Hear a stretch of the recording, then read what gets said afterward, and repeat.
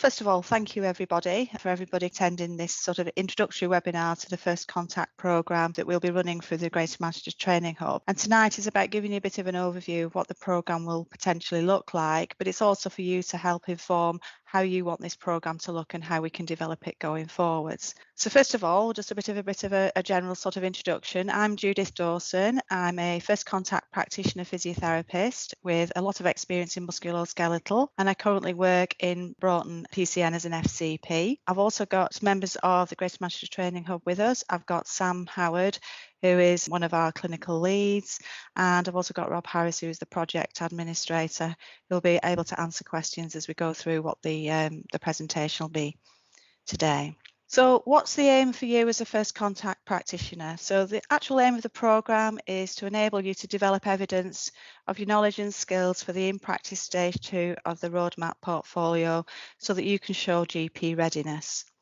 It's going to enhance the knowledge and individual skills of your consultation skills. It's going to improve your shared decision making and help you manage uncertainty and complexity in general practice. And we're going to help provide peer support and build a network of FCPs across Greater Manchester to share knowledge and best practice. The practices and PCNs are going to benefit from this because you'll be better supported. So you'll be getting additional FCP mentoring, peer support and tutorial learning alongside leadership skill development. And that will then reduce the supervisor time pressures for the in-practice accredited supervisor. And we'll be able to deliver HE accredited supervision training to those supervisors that require it. And ultimately, you will train to do that and become a supervisor for your local workforce. So as a brief overview of the programme, it is going to be a hop-on, hop-off programme, but there'll be core topics which will be delivered over approximately 12 sessions, but it will be reactive to the needs of the cohort. So amongst the cohort, it would be nice to see a blend of different professional groups. We know that the majority of people are going to be coming from a physiotherapy background, but we do hope there's going to be the other professional FCPs as well, including our paramedic colleagues. It will support HE roadmap supervision and FCP accreditation, and anybody who's already accredited as an FCP may want to attend this programme to help maintain that accreditation for the future. And we're going to deliver these sessions regularly, probably in the morning, 9 till 12, and these will be delivered remotely, so it'll reduce time away from practice. And you will get access to specialist guest speakers and tutors throughout the programme. We're going to give you access to other resources that the Greater Manchester Training Hub have. These will include having support throughout the programme with peer support and networking, and you'll also be working alongside other professionals that are part of the Greater Manchester Training Hub. We're also going to develop a platform for shared resources, which may include local clinical first contact practitioner pathways. We'll be sharing best practice guidelines and developing weekly class material that you'll all have access to. So who's going to be eligible to apply? Any FCP currently working in Greater Manchester or has been recently appointed to a Greater Manchester FC post in primary care can apply. They must be able to evidence that they've already fulfilled stage 1 of their portfolio requirements of their relevant professions roadmap, and they must include in their application that they've got a minimum of a BSc or Master's pre-reg in an Rs funded AHP profession. The CV will have to include all the clinical posts that evidence that they've got 3 years of postgraduate clinical experience in their core specialism, plus have evidence of prior learning or postgraduate certificates and qualifications in their core specialism. And they will need to have completed the e-learning for health certificates that are mandated in their professions roadmap. And we would want a supporting reference from their employer or PCN. It's also going to be desirable that you have a recognised in-practice HEE supervisor, or that you've accessed an alternate who would then meet the criteria and want to be trained as a HEE roadmap supervisor. And that supervision training we will be able to provide for that individual, either through ourselves or through local provider. So what is the proposed programme content? This is just an introductory sort of idea that I've put together and will be moulded to fit the requirements of the cohort once they've gone through the initial induction. So the initial induction will be a welcome session, introduce you to what the Greater Manchester Training Hub has to offer, and again go through a programme overview. We'll review your roadmaps, the documentation, the supervision elements of it. We'll look at your baseline capability of competency based upon that roadmap, And from that, you can go away with your supervisor and perform a learning needs analysis and a personal development plan. And from that, we'll move on to trying to develop the skills so that we fully understand primary care. What is a primary care network? What are our clinical directors? What are our practice managers? And what are those clinical roles that we see alongside us? And how do we understand what they do and what we can do for them?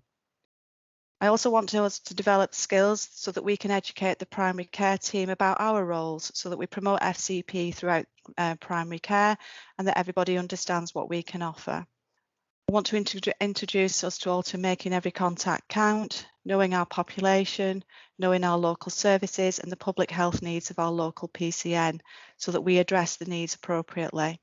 I also want us to develop case-based discussions and reflective learning logs and work together as a team to enhance our skills and knowledge so that we develop our scope and extend it as necessary.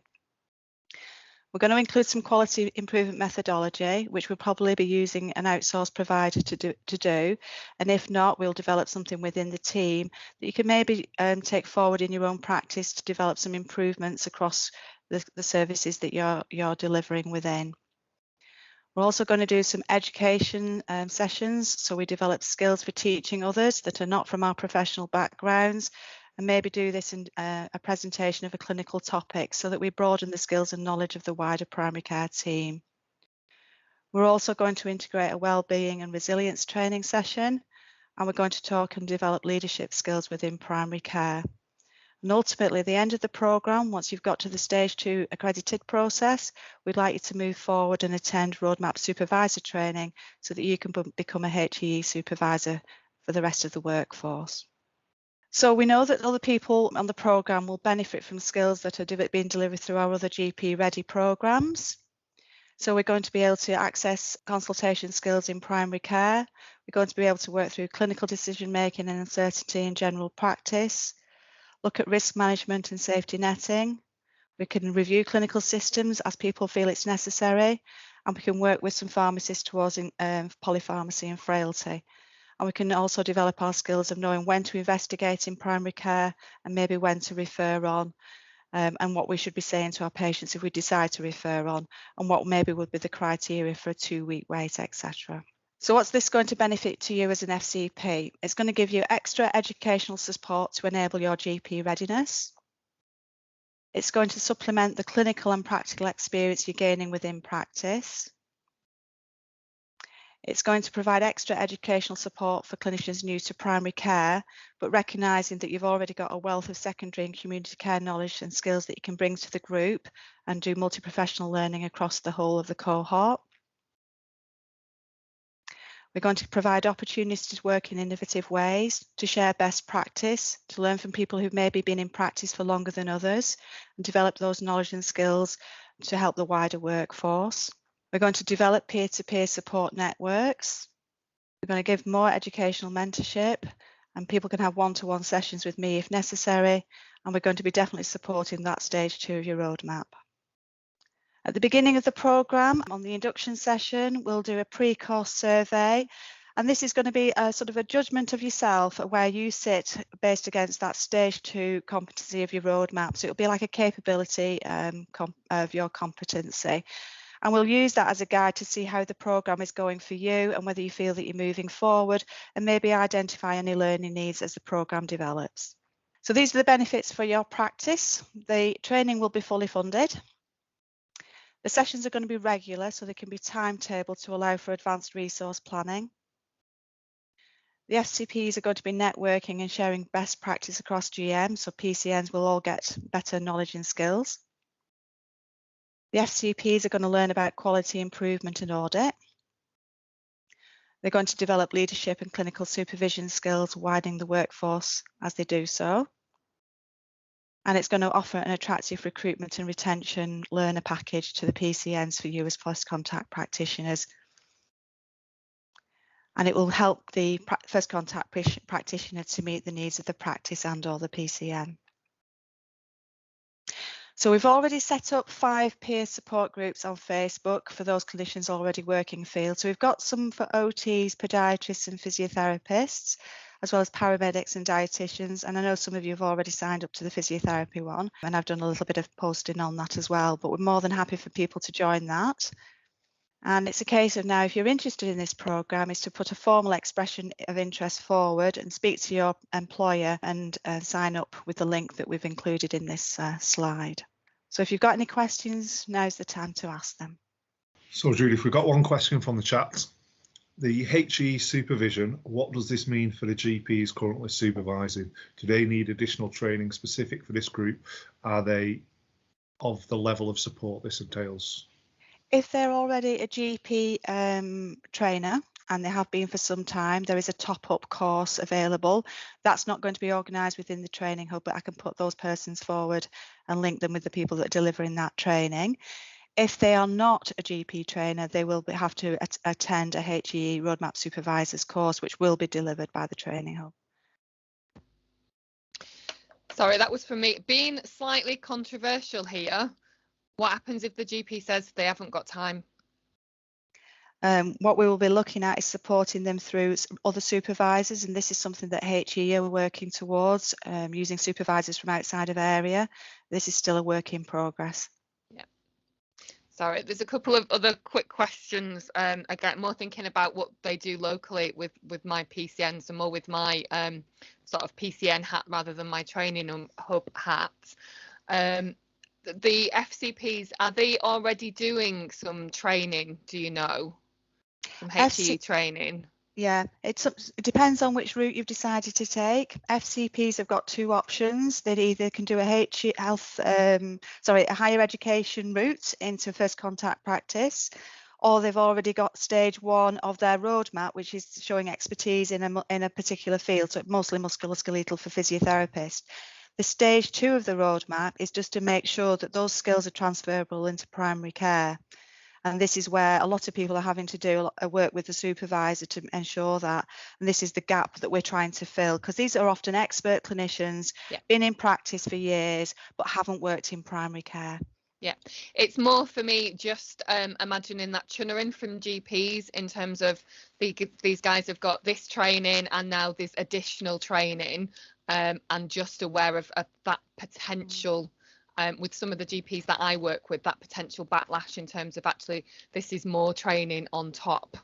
I think if they've chosen to go down the academic route, they will do the academic route. But if they're doing a portfolio, this is to help that group of people more.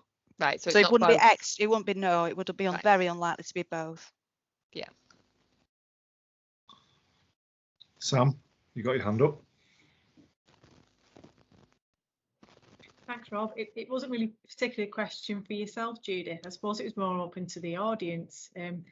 Thinking about the FCP eclectic mix that it is, and we're trying to embed these new roles and bring them into primary care. Does anybody actually know any of the more less known roles, like the dietitians that could be in primary care, or our occupational therapist colleagues? So I think the physiotherapist role, the first contact practitioner, and paramedic are a little bit more socialised than some of the other roles. So I suppose it was just asking the room, do you know of any?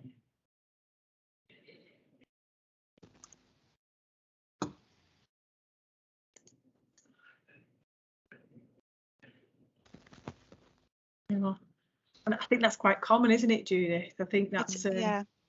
We've struggled to find any. So whether they exist, we don't know. But if you find somebody who's working in primary care who's from that background, certainly signpost them to us, because we want to help them develop and have connections. Absolutely, and I think we'd equally appreciate any input as well from any background as to what you think would make a really good FCP GP ready program, because it's you guys that are on the ground with it, as Judith is, but it's different perspective, isn't it? We don't want to overlook anything or make any presumptions. And what do you think would be really useful to include in there? Because we've got a really good foundation, so feel free to contact us and kind of chip in, really, I suppose. Judith, would you agree? I agree, yeah. I want to know what people, I only have the Judith Dawson FCP model. I would like somebody else to guide me a little, really. Yeah, for me, if I jump at that difference, I think, to where the different networks within one CCG work, to never mind how the different networks, PCNs, work across the entirety of GM, because I would imagine what one FCP is doing in one area might be completely different to a different area. I think that it's equal for every step of the experience too. Is anybody out there, are any of you actually supervisors or being formally supervised? Would any of you like to be a supervisor?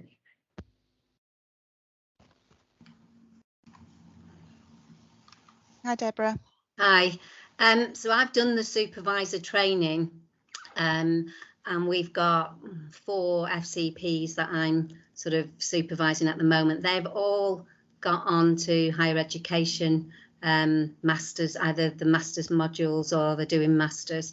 We've also, in the ours roles, we're relatively new, but we have got, I come from Bury GP Federation, and they've already recruited all the pharmacists, but they seem to be doing a different route. I think they have their own sort of roadmap that they're following, and they're soon to take on paramedics and I think some mental health nurses maybe. Do they fit in? I'm not sure. There was some mention of those, but I don't know sort of how they're going to be working. And I have just managed to secure somebody who is the chair of the federation, one of the GPs for me, but he has been struggling to access the training, as Judith well knows.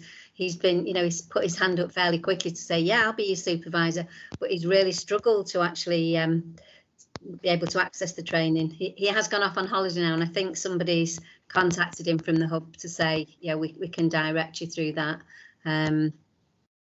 So that'll be good. Has anybody had any thoughts about what they would like a programme to look like? Obviously, I've looked at it about GP readiness, about the primary care situation being very different from what we've been exposed to in secondary care. But are there gaps in knowledge in clinical management that we should include in the programmes, or any other things that people have come up with?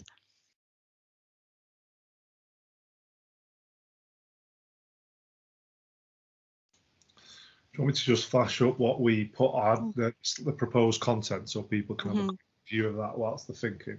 Let me just get that on the screen. I really like the idea that you've put in the QI methodology, because I've been trying to sort of obviously evidence what we're doing from lots of different perspectives, and I think that would be really useful. So I'm pleased to see that in. What I've also tried to do is look towards us working towards from FCP towards advanced practice. So having all elements of the, an advanced practice multi-professional framework. So, having some educational sessions in there where people are doing some teaching to the rest of the group, obviously doing some leadership as well. And obviously the roadmap supervisors takes you into leadership as well as education. In terms of clinical content, so is it just the presentation of a clinical topic there? Am I missing that? Because the education is primary care team promoting FCP. Yeah, the case-based discussions as well. Sorry, yeah. Yeah, but also there's the access on the other programs. So currently we've got several programs running. One is particularly, I think, going to be very useful for us, which is for the physicians associates, which will be very clinically based. Their program actually runs over 39 weeks, and looking at the core topics of their program, I've done a matching exercise where I think certain AHPs would fit onto that program. So we can drop in and out of those sessions as well. I can try and find that as well and just show you like that 39 week. I've got it, and I've got it here quickly. Let me just find it for you. Whilst you're just finding that, can I just ask Judith, have you had expressions of interest from other professions? I know we're sort of making the assumption that, a lot are going to be physios, because I do think it would be nice if we could start with multi-professional. Yeah, there was a couple of paramedics. I don't know whether any of them are on the call that showed interest and put expressions of interest forward, but we've not from the other 3 groups, and we haven't found them yet. So. But because it's a hop-on, hop-off programme, if people came into post and we were already up and running, they could join at any time, and add value to the group, really. So if our pharmacists were interested, they could definitely get in touch then as well. Yeah, this programme is for the AHP cohort. There are other programmes for other things being run. So this is the programme for the physician associates, the 39-week programme for them. We're doing planning the programme for pharmacy techs at the moment, not yet clinical pharmacists, whether that's in the future or not. That's above me. But so we've got 3 GP ready programs, and they're running alongside the GP and GPN fellowship as well. So it's just, so this is just, that was term 1, gives you an idea roughly of what's going on, and then this is term 2.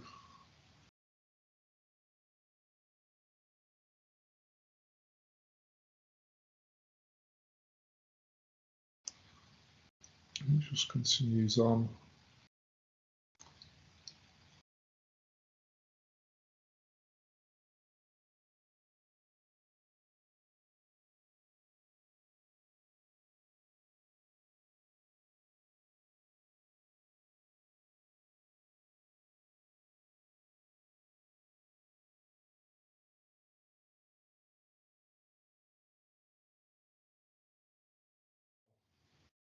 And if anybody wants to email and actually have a direct conversation with me about what they want from a programme, I'm more than happy to do that as well. And if anybody wants any support, I'm happy to do that as well while this programme develops. I think also is, just speak on your behalf, Judith, because I like to do that for people. But if people are struggling to get their employers on board and they're interested, then Judith will speak to your employer as well, and speak to them about the programme and get and understand that. Hope you don't mind me saying that. No, that's fine.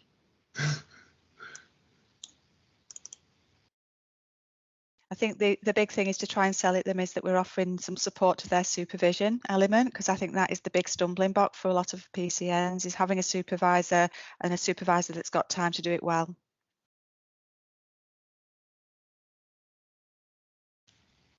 Sorry, just another random, it might have been more on the employer webinar, that sort of when the FCPs are employed by somewhere else, in terms of like the local hospital trust, who's providing that permission in terms of them coming on? Is that actual employer body or the PCN that they're working for? I think that will depend on their SLA. I think most SLAs are set up on an 80-20 split. So the 20 split being the admin and development of a skill. So that would be this should become part of that 20%, really, so that it doesn't reduce clinical activity a great deal. And one of the things we've noticed when the employers came yesterday, predominantly they were PCNs that came yesterday to the employers. So I'm now going to go to the secondary care employers that are working with SLAs, with the primary care networks, to try and tell them about the programme and try and get them to encourage their staff towards this programme as well.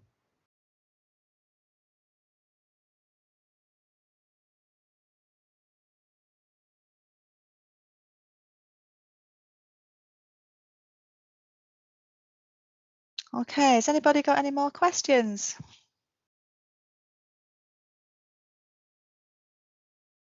Okay, so I think thank you on behalf of myself and the Training Hub for attending tonight, and hopefully we'll see you all very soon.